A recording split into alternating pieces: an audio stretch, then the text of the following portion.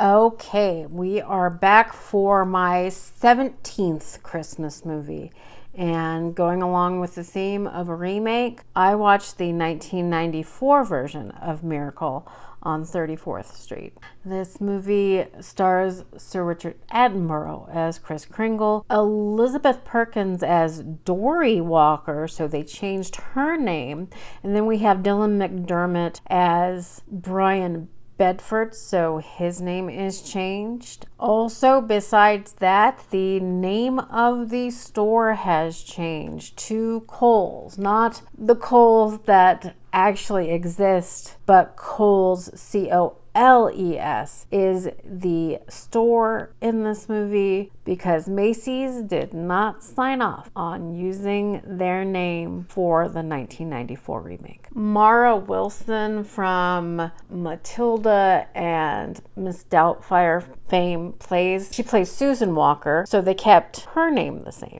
There's a bunch of other people in it. Jane Leeves from Frasier is in this. James Remar's in this. J.T. Walsh. The storyline and structure is basically the same, but they did change a lot of things in this movie besides the name of the department store, and the feel of the movie is different. This movie was produced and co-written, probably for the updates to the storyline, by John Hughes, but it's not directed by him. It's directed by Les Mayfield, but there's a John Hughes hand in this movie. And there's a really good soundtrack to this movie. It's filled with classic Christmas tunes, kind of updated for the 90s.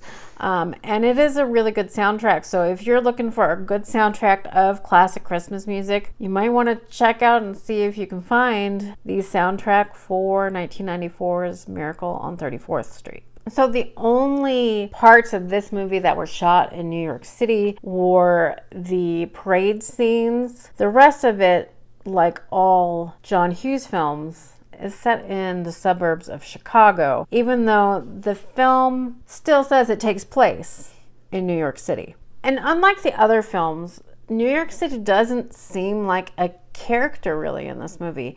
It seems like backlot. It seems like Chicago or somewhere in Canada where they film a lot of movies. I mean, we do know it is Chicago, but it does not feel like New York City. And Mara Wilson is adorable in this movie. Sir Richard Attenborough is great as Kris Kringle. Elizabeth Perkins and Dylan McDermott are fine as the two adult leads of this movie. This movie, for me personally, is just lacking a spark that the original had, or the nostalgia that the TV remake of the 1970s had for me. They make the plot a little bit more sinister feeling. They hit you over the head with the meaning and the message of this movie instead of letting it play out organic. And the whole movie is shot in sort of this stylized, dreamlike, look, where everything has a kind of glow and a shimmer to it. It looks slick and just glowy. I don't know exactly how to explain it. I know a lot of people love this version of the movie,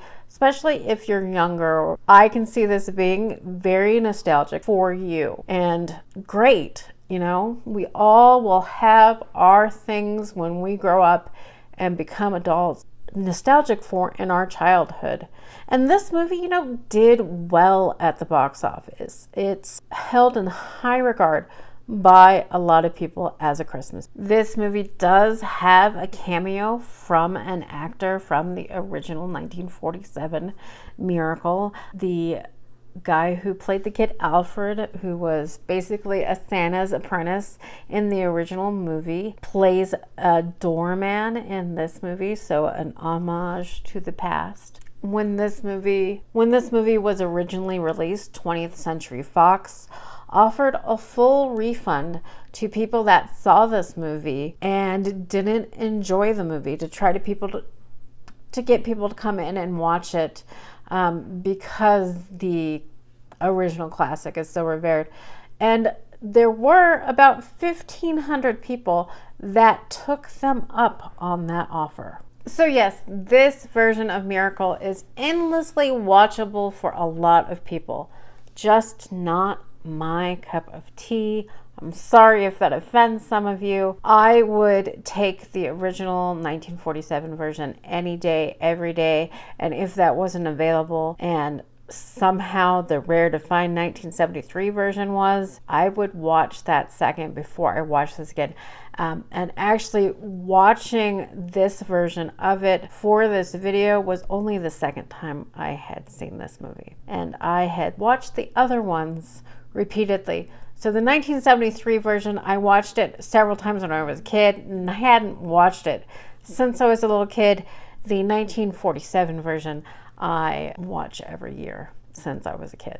So, but this was only my second time seeing it. But if you love it, go ahead and keep on loving it.